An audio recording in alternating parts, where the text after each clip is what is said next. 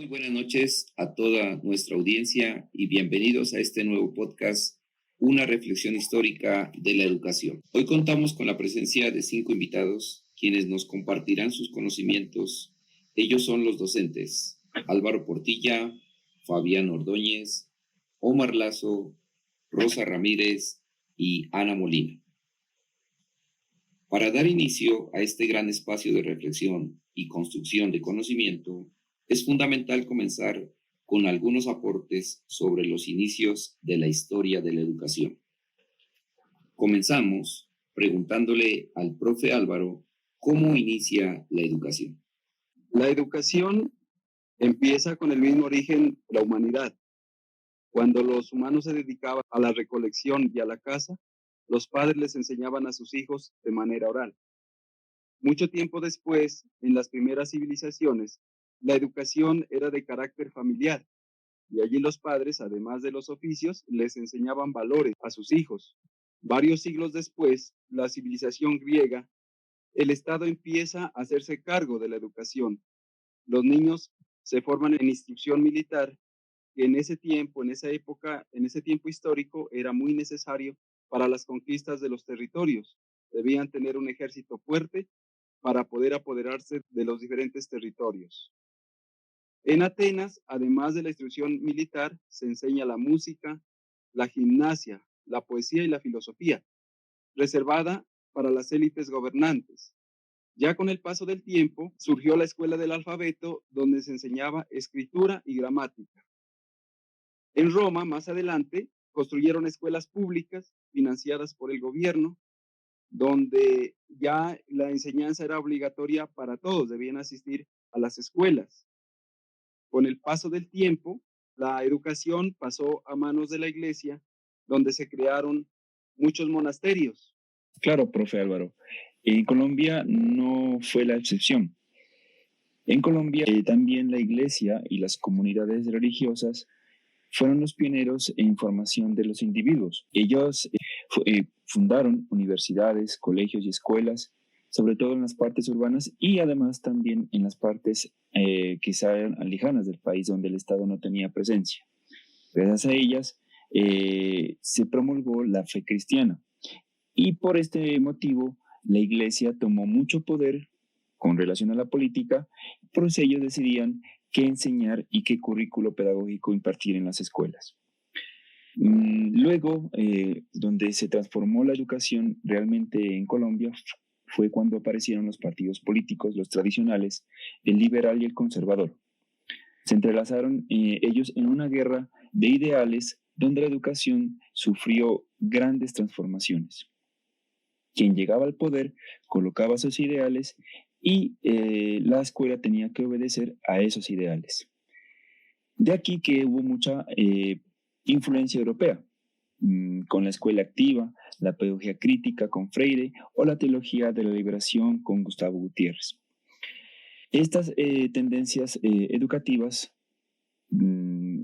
estuvieron en Colombia muy arraigadas porque Colombia tenía una situación económica de pobreza. Entonces daba a los ciudadanos esa oportunidad de liberarse y de emanciparse.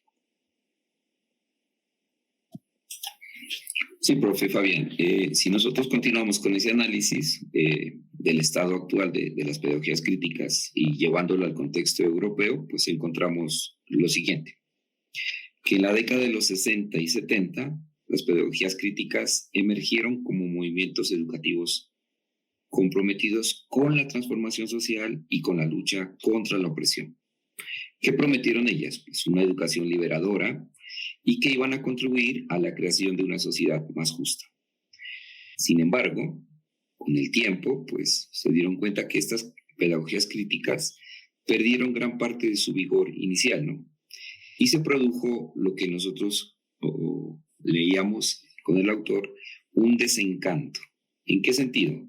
En el sentido de que el cambio social a través de estas pedagogías críticas pues nunca se cumplió en su totalidad.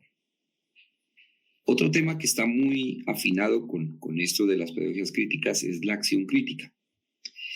Si muy bien las pedagogías críticas se centraron solamente en criticar y en reflexionar, pero nunca cumplieron su objetivo final, que es actuar, ¿no? Construir comunidades que están educadas y socialmente acomodadas a sus equidades.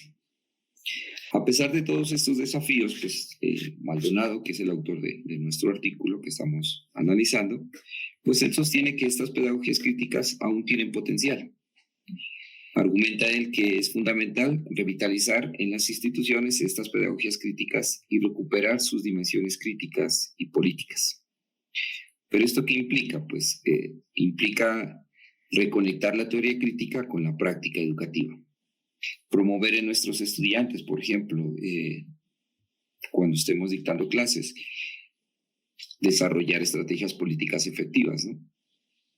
En este sentido, pues, él propone la idea de que la pedagogía crítica debe recuperar su enfoque en la acción transformadora y la movilización política, que debemos ser capaces en todas las instituciones de superar, ¿no?, la inercia intelectual para convertir realmente nuestra misión sería convertir en un motor de cambio real, ¿no?, para la educación y la sociedad y construir sociedades más justas. Bueno, también podemos decir que en cuanto a la